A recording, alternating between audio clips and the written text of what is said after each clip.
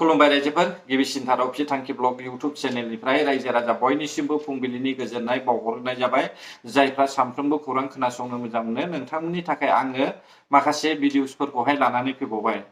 स' रायजोफोर जों दिनैनि भिडिअआवहाय गिबिसिन थारावनो नैबेनि सायावहाय जों फंनैसो बाथ्रा सावरायगोन। नैथियावहाय जोङो नैबे राजबंशी बुन्द'हकल बिथांमोननि सायावहाय जोङो फंनैसो बाथ्रा सावरायलायगोन। थामथियावहाय नैबे सिन्डिकेटनि सायावहाय जोङो सावरायलायगोन रायजोफोर। अब्ला रायजोफोर नोंथांमोनाथ' हयथ' नुखाबाय नैबे भिडिअखौ ना। बे भिडिअआ जाहैबाय आइ रिभार नायनो फैनायाव थांफिननाय समावहाय दाम्पारजों सौग्रावलायनानै जायगायावनो सासे लाइमोननि जिउ खहा जानायनि मोनसे नुथाय। दा बुंनो थाङोब्ला मोनानि समावहाय बेफोरबायदि गारि दाब्रायबायनाय आरो दाम्पारफ्राबो माबायदि सालायो जोबोद आसरित ना। जोबोद दुखुनांथाव रायजोफोर बुंनो थाङोब्ला हो। बे आइ रिभारावहाय सिगां दैजिं फेस्टिभेल जादोंमोन। दा दैजिं फेस्टिभेल जानाय समावबो बेयावहाय मानसिनि जिउआ खहा जादों बेखौ नोंथांमोना बयबो मिथिखागौ। दा आरोबाव फैयै फैयै बिपिएफ पार्टिया देरहाखांनायनि उनावनो बे दैजिं फेस्टिभेलनि जायगायावहाय आइ रिभार मुंनि मोनसे फेस्टिभेल बानायबाय। अपेनिं जाजेननाय समावनो सासे सुबुंनि जिउआ खहा जाबाय। लोगोसे सासेया जखम। जोबोद दुखुनांथावना। सोरबायदि सुबुंनि फिसाफ्रा बेयावहाय जिउ खहा जायो। सोरबा एमएलए एमपिनि फिसाफ्रा बेयाव जिउ खहा जाया रायजो राजा नोंथांमोन। एकमात्र नों आरो आं सादारन सुबुंनि फिसाफ्रासो बेयावहाय जिउ खहा जायो। बेखौ सोरबाया बुंगोन गावनि गोरोन्थि। बेखौलाय सोर बेफोरबायदि गारि दाब्रायबायनो थिनदों बेबायदि बाथ्राया ओंखारगोन। नाथाय बाथ्राया जाहैबाय सरकारनि केयारलेस खालामनाय माखासे रुल्स एन्ड रेगुलेसनफोरनि सायावहाय बियो सोनारो। दा फारसेथिं दाम्पार सालायग्रा जायफ्रा ड्राइभार्सफोर बिथांमोननि दाम्पार सालायनायनि सायावबो माखासे नायबिजिरनांगौ गोनां जानानै फैयो। आरो जाय मानसिया एक्सिडेन्ट जानानैहाय जिउ खहा जाबाय बैसोर बायदि सालायग्रायाबो गावनि गारि सालायनायावहाय एसे कन्ट्रल थानांगौ। नाथाय बेफोरखौ बुंनायावहाय सरकारखौहाय गाज्रि मोनो। सरकारा रुल्स बानायो नाथाय पाब्लिकआनो रुल्सखौहाय सिफायो। सोरखौबा जुदि हेलमेट गाननानै गारि सालायनो थिनोब्ला नोंनि जायाखैलै होननानैहाय बुंगोन। आरो बबेबा लामायावहाय स्पिड ब्रेकार बानायनो नागिरोब्ला सरकारा बेखौहाय रायजो राजाया बखिनानैहाय बदनाम होगोन। बे जाहैबाय बर' हारिनि गेजेरावहाय सोलिगासिनो दङ रायजोफोर। दा आङो ससियेल मिडियायावहाय खोनानो मोनदों रायजोफोर। नैबे नोंथांमोना नायदो बिजिनिनि इउपिपिएल पार्टिनिफ्राय बिथांमोना ओंखारदों। मा बुंदों ससे खोनासं भिडिअखौहाय। दলৰ ৰাজবংশী নেতাসকল ছয় জনগোষ্ঠীক লৈ আজি প্ৰমোদ বড়োৰ যিটো মন্তব্য আগবঢ়াইছে এই মন্তব্যত আমি দলৰ ৰাজনৈতিক নেতাসকলে আমি সন্তুষ্ট হ'ব পৰা নাই। যাৰ কাৰণে আজি আমি সকলোৱে দলে বলে জাতিৰ স্বাৰ্থত আমি আজি দল ত্যাগ কৰিবলৈ ওলাইছোঁ। আৰু মই আহ্বান জনাম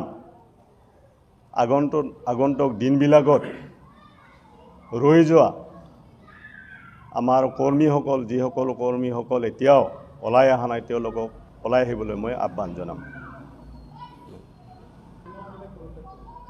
কি কৈছে আমাৰ লগত এতিয়া 25 জন আছে আৰু হয়তো এতিয়ালৈকে আমাৰ বহুতজনে ইয়াত আজি মিটিঙত উপস্থিত হ'ব পৰা নাই। আজি এই অনুষ্ঠানত উপস্থিত হ'ব পৰা নাই।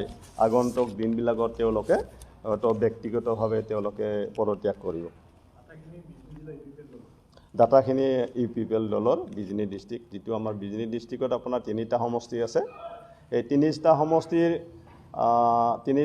সমষ্টিৰ গোটেইখিনি মানে ইতিমধ্যে আহিছে। হয়তো আৰু 2-3 জন আছে তেওঁলোকে ওলাই আহিব। ओंखारनो हो इउपिपिएलआबो सिन्था दाखालाम। बिपिएमआ सरकार सालायदों सालायनो हो। माबायदि सरकार सालायो सालायलांथों।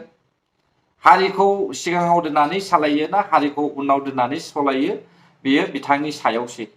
आं सानो इउपिपिएल पार्टिनि सिएम प्रमोद बर' सार फेमिलि दङ। गावबा गाव फेमिलिखौ बजबनानैहाय सिरि स्राय थाबाय था। हारिया मा जालाङो जालांथों। मानो मिथिगौ ना? मानसि मोजां उजियोब्ला बर' हारिनि गेजेरावहाय रायजो राजायानो बेखौहाय मोजां मोना। गोरों गोरा उजियोब्ला रायजो राजायानो गावनिफ्राय बे लिडारनिफ्राय बांसिन गोरों ओंखारो। माब्लाबाबो मोजां मोना आरो साबजानाय मोना। बेनिखायनो मोजां लिडार फैनानैहाय बर' हारिनि गेजेरावहाय जेबो खामानि होआ।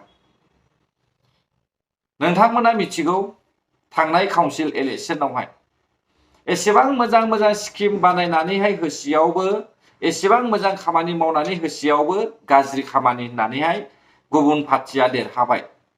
मोजांनि बाथ्रा बर'आ देरहादों। नाथाय जोङो नुनो मोनबाय रायजोफोर, दिनैहाय 3 दाननि गेजेरावनो जोङो हिसाब गैयै सिन्डिकेट, मैगं थाइगंनिफ्राय लानानै ना बेदरनिफ्राय लानानै बाला अन्थाइनिफ्राय लानानै दंफां थाखा फैसा साख्रि बाख्रिनिफ्राय लानानै सिन्डिकेट कि सिन्डिकेट।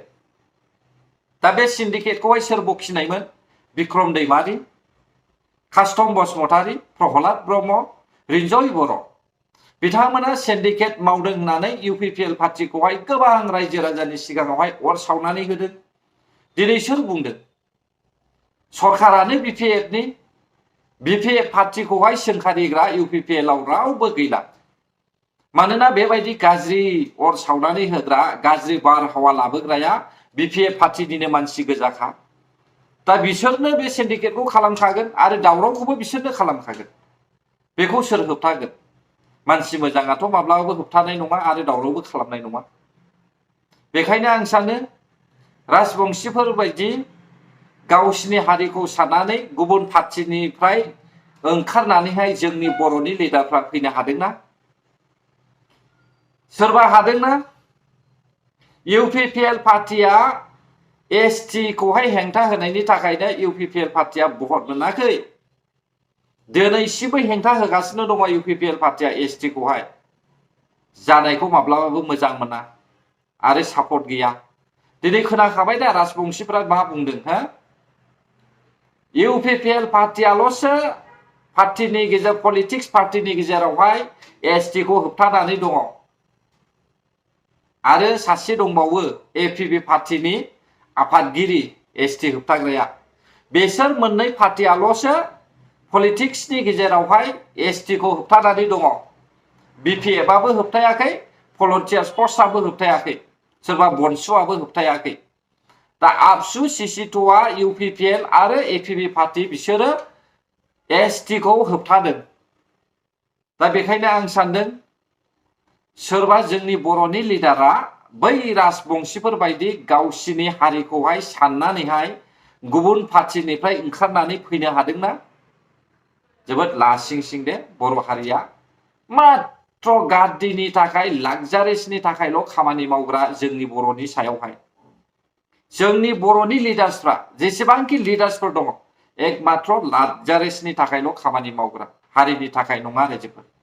आं माब्लाबाबो हारिनि थाखाय मावनाय नुवाखै।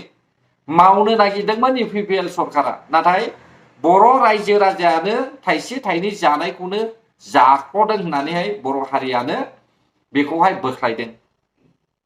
बाथ्राया सैथो, गोरों गोराखौ माब्लाबाबो बर' हारिया मोजां मोना। दाथ' दे प्रमद बर' सारा हाई सेकेन्डारि पासल' होननानै जोङो मिथिगौ, नाथाय डिग्री गोनां मानसि, एक्सपिरियेन्स गोनां मानसिखौबो जोंनि बर' हारिया मोजां मोना।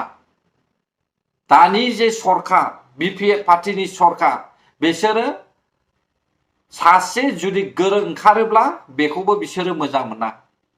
आरो नोंथांमोना बुंदोंना एनडिएफबि नि फाउन्डार रन्जन दैमारि सारा गयोब्ला बिथाङा नेता जागोन होननानैहाय। Never, never. माब्लाबाबो आङो नुहुराखै दे एनडिएफबि नि फाउन्डार रन्जन दैमारि सारा नेता जागोन।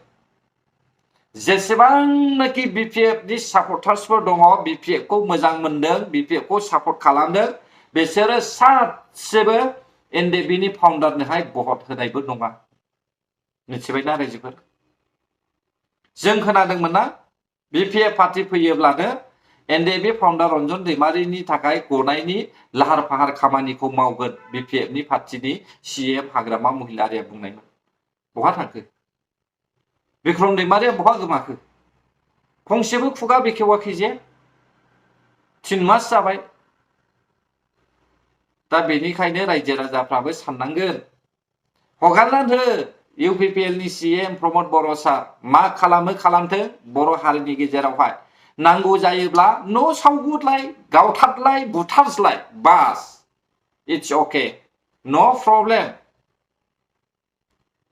थांनाय 30 बोसोरनि सिगां जेरै जादों बेबायदिनो खालाम आरो माथो खालामनो ना सरकारानो बिदिनोखाब्ला आरो इलिगेलि पिजिआर भिजिआरआवहाय हाबनानै थानाय इनक्ल'जफोरखौहाय एरख'नो थाखाय आसामनि chief minister doctor Himanta Biswa शर्माया काउन्सिलाव हगारनानै होबाय नाथाय हाग्रामा महिलारिया खुगा बेखेवदों खोमा बेखेवाखै ना बेखेवदों रायजोफोर बै इनक्ल'ज खालामनानै थानाय जायफ्रा इलिगेलि इनक्ल'ज खालामनानै दङ बिसोरखौहाय हाग्रामा महिलारिया एरख'नो थाखाय खुगा बेखेवदों खोमा आंथ' नुवाखै रायजोफोर खुगा बेखेवनाय नुवाखै रायजो राजा नोंथांमोन सोरबाया बुंदों हाग्रामा प्रमदखौ बाद होनानैहाय जोंनो हारिनि थाखाय नांसोमग्रा लिडार नांसिगौ सोरबायदिया हारिनि थाखाय नांसोमग्रा बुंलाय बर'नि गेजेराव सोरबायदि लिडारा हारिनि थाखाय नांसोमग्रा दङ आबौ सानसुमा खुंगुरखौ नुहुरदों नामा सोरबा बिश्वजित दैमारिखौ नुहुरदों नामा सोरबा रबिराम नार्जारिखौ नुहुरदों नामा नोंथांमोना ना सोरबा बै हिनजाव केलेंकारि जेलाव जोबजानाय मा नाम होननानै बुङोमोन बेखौ नुहुरदों नामा हा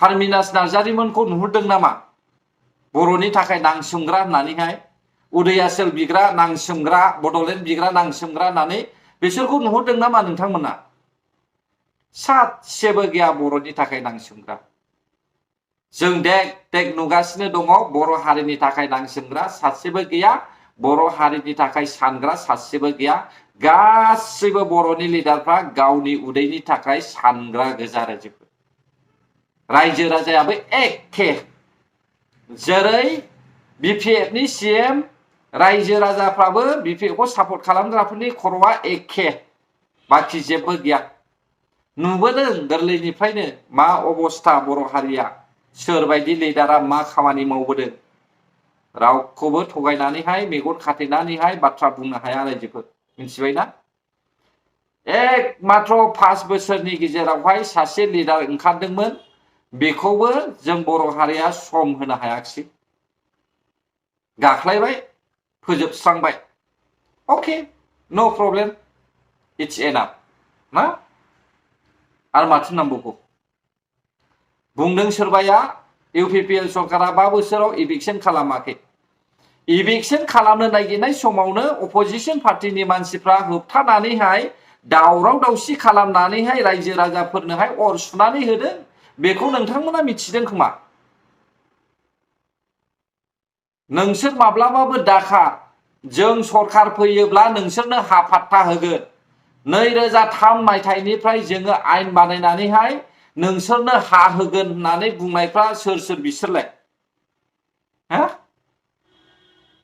दिनैहाय बिथांमोना बुंजायोब्ला लाजिगोन नाथाय जोङो खोनानाय मथेब्ला बिपिएफनि माखासे नेता पन्डितफ्रानो बे खामानिखौ मावदों दिनै बिसोर बायदिया फंसेबो खुगा सियाखै मिथिबाय दा अब्ला रायजोफोर आं रावखौबो नाम थांखिनानै बुङा बे समावहाय गोजोन्थों अब्ला जायफ्रा आंनि भिडिअखौ जोबजासे नायबाय बर' हारि जै जाथों जै बर' हारिनि